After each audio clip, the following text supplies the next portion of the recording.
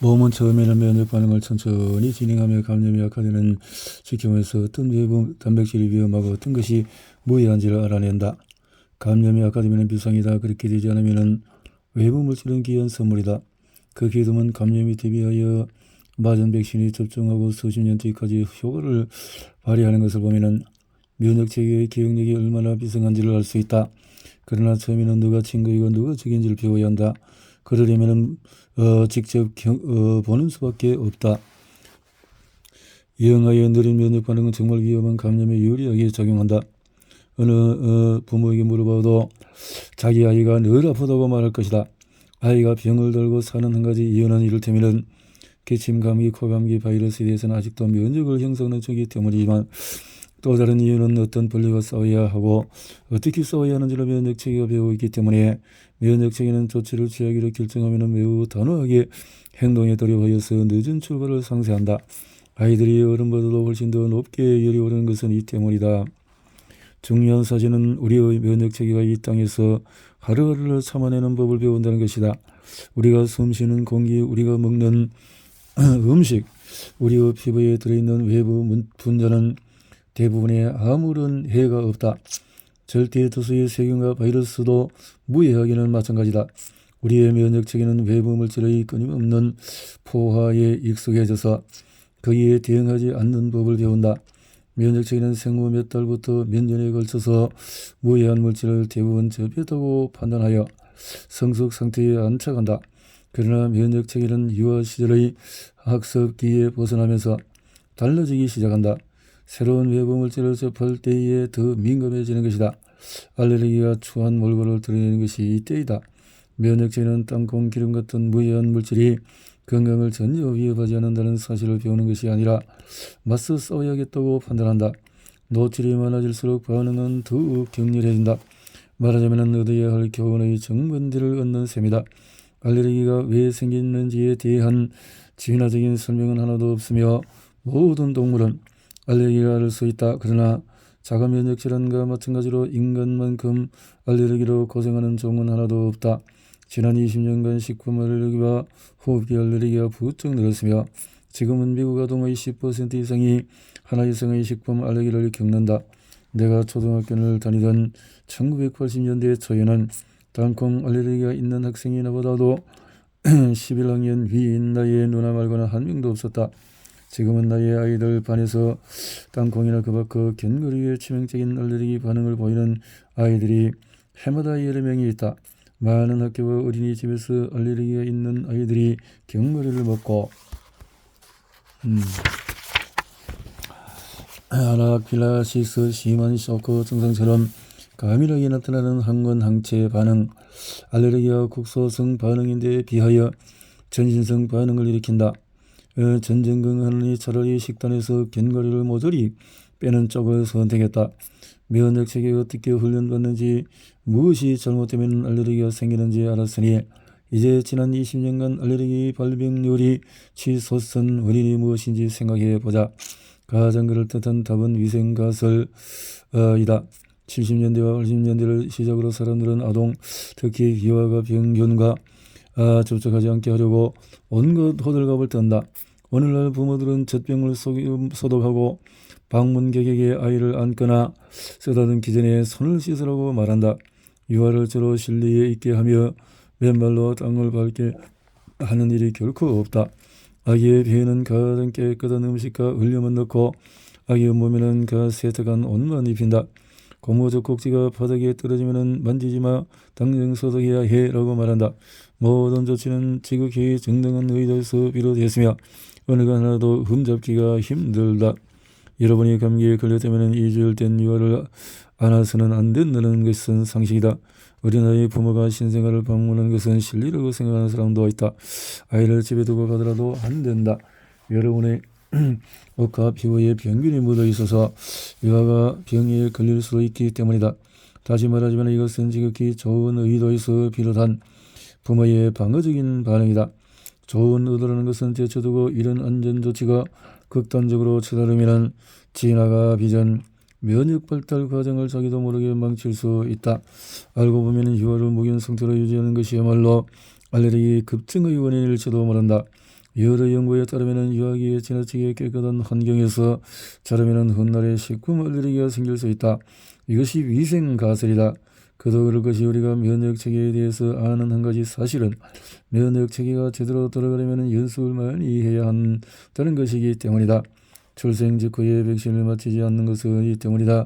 그때는 아직 면역체계가 준비되지 않았다. 백신이 유아에게 해를 끼친다는 말이 아니다. 아예 효과가 없다는 것이다. 같은 원리로 반대 방향으로 작용한다.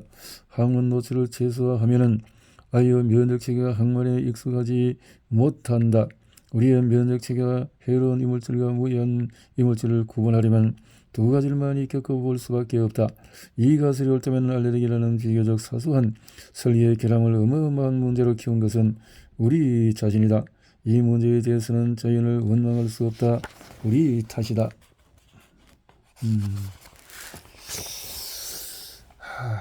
이것이 이렇게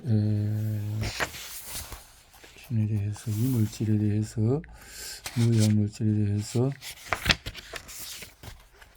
심장의 문제 심혈관 질환은 미국 유럽과 첫 번째 사망 원인이다.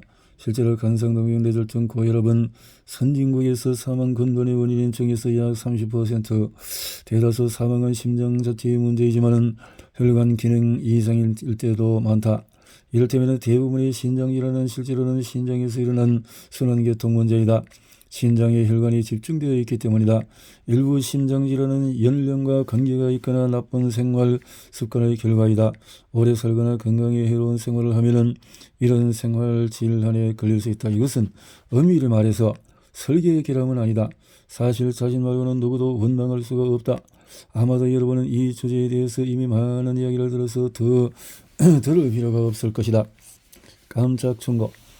몸에 좋은 음식을 먹고 운동을 많이 하시라. 그러나 심장으로 말할 것 같으면 실제로 유별난 설계의 결함이 몇 가지가 있다. 이를테면 미국에서만 해마다 25,000명가량의 아이가 심장에 구멍이 뚫린 채 태어난다. 심장의 구멍은 임상용어로 중격결손이라고 한다. 구멍은 자심방, 우심방 사이에 뚫릴 수 있고 자심실과 우심실 사이에 뚫릴 수도 있다. 사이막 중격에 구멍이 뚫리면 정상적인 상황에서는 서로 연결되지 않은 두 방 사이로 혈액이 드나든다. 심장이 수축하면 혈액이 구멍을 통해서 심장의 왼쪽 방에서 오른방으로 흐른다. 중격결손이 있는 사람의 심장은 심장을 쉬고 있을 때 혈액이 오른쪽에서 왼쪽 방으로 우연히 흘러들 수도 있다. 그러면 정맥혈과 동맥혈이 부적절하게 섞인다. 정상적인 상황에서는 혈액이 온몸의 조직에 산소를 배달하고 돌아와서 심장의 오른쪽으로 들어간다. 이 혈액은 폐로 우머져 들어가서 산소를 싣고 이산화탄소를 내려놓는다. 그런 다음에 심장으로 돌아가는데 이번에는 왼쪽으로 갔다가 압력을 받아서 몸으로 뿜어져 나간다. 이 두 단계의 과정이 중요한 이유는 혈액이 높은 압력으로 분부질되어서 몸으로 흘러들어야 하면서도 조직의 기체 교환을 할 수 있도록 낮은 압력으로 몸을 순환해야 하기 때문이다. 분부질, 기체 교환, 분부질, 기체 교환, 이것이 심장의 패턴이다. 그러나 중격결손이 있으면 두 단계 중간에 혈액이 섞인다. 정상적인 혈액 흐름의 합선이 일어난 셈이다. 처음에는 구멍이 작아서 아무런 차이도 생기지 않지만은 시간이 지나면서 혈류의 마찰 때문에 구멍이 커지기도 한다. 구멍이 커지면 혈류가 뒤죽박죽이 되어서 자궁 안에서나 출생 직후에 목숨을 잃을 수 있다. 적어도 중격결손으로 인한 비효율 때문에 심장에 무리가 간다. 혈액을 제대로 순환시키기 위해서 심장이 더 열심히 일해야 하는 것이다. 지금은 중격결손을 가지고 태어난 아이들의 임상 결과가 매우 양호하다. 많은 수의 아이들의 결손은 가만두어도 될 만큼 작다. 큰 결손은 수술로 복원해야 하는데 이것은 1940년대 후반에야 가능해졌다. 격벽은 심방과 심실 안쪽에 깊숙한 곳에 있어서 심장 절개 수술을 해야 한다. 이것은 대수술이며 수술 중에 완전한 심장 폐 수술을 우회수를 시행해야 한다.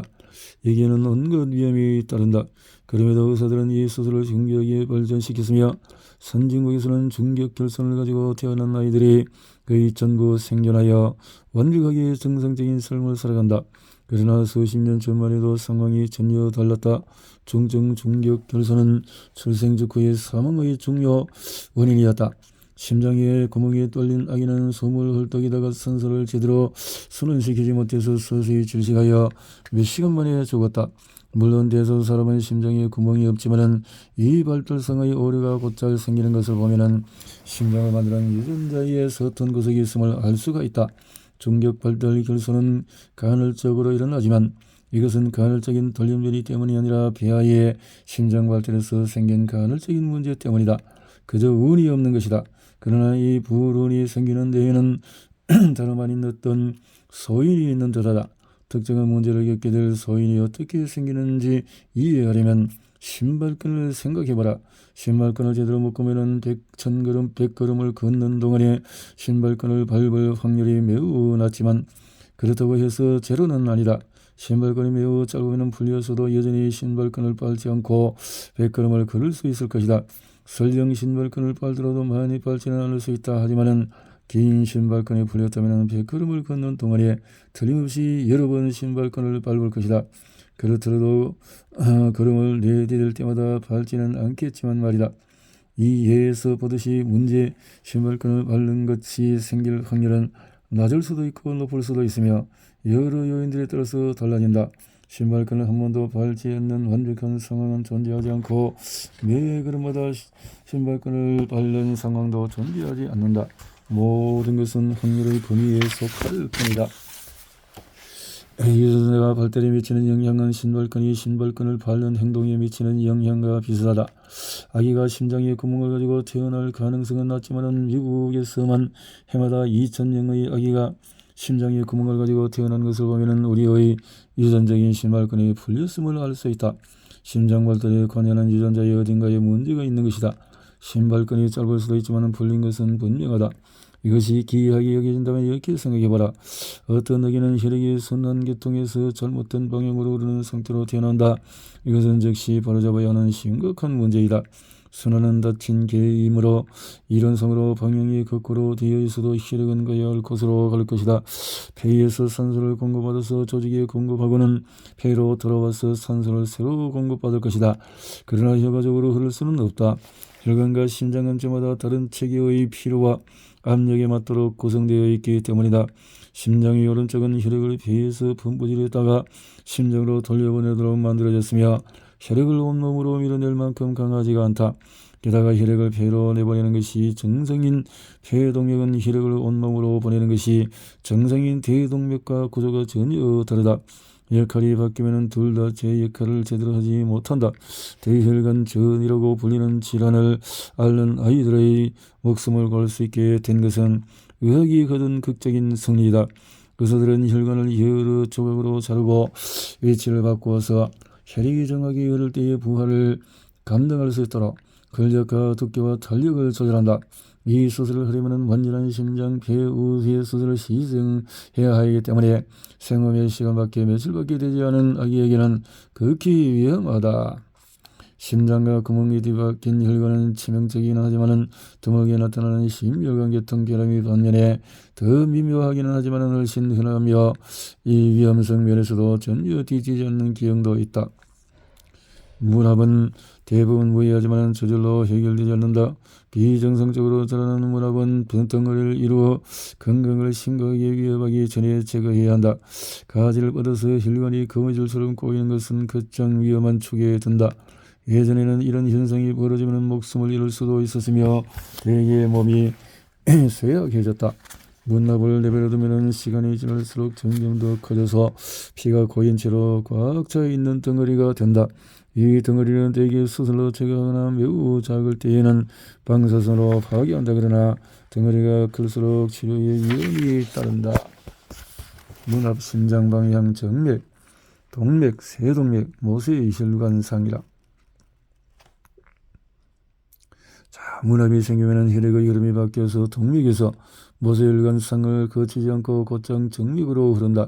그러면 주변 조직이 산소를 공급하지 못해서 걷잡을 수 없는 문합의 악순환에 빠진다.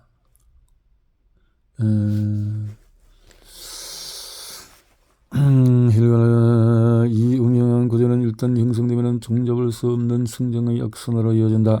이유는 이 무의미한 혈관을 둘러싼 조직이 역설적으로 산소가 풍부한 혈액을 섭하지 못하기 때문이다. 정상적인 동맥은 혈액을 심장에서 운반하여서 기체가 교환되는 모세혈관으로 배분해서 몸의 각종 조직과 장기에 귀중한 산소를 내보낸다. 그러나 문합된 동맥은 또 다른 혈관인 정맥에 직접 연결되어 있어서 혈액을 그냥 심장으로 돌려보낸다. 문합은 모세혈관 단계를 뛰어넘기 때문에 주변 조직이 산소 결핍을 겪는데 엄청난 양의 혈액이 시시각각 이 조직을 효과적으로 통과하고 있는데도 이를 저산소증이라고 한다. 저산소증을 겪는 세포는 이에 대응하여 혈관의 성장을 촉진하는 호르몬을 분비하지만 이는 문합의 성장을 촉진할 뿐이다. 혈관은 점점 커져서 심지어 가지를 뻗는다. 그러면 더 많은 조직이 저산소증에 빠지고 악순환이 되풀이 된다. 여러 발달 장애와 마찬가지로 문합이 어떻게 왜 생기는지는 아무도 모른다. 문합은 그냥 생기는 것이다. 이것은 우리의 발달 유전자와 조직 구조가 부실하게 프로그래밍 된 탓이다. 신발끈이 풀린 셈이다.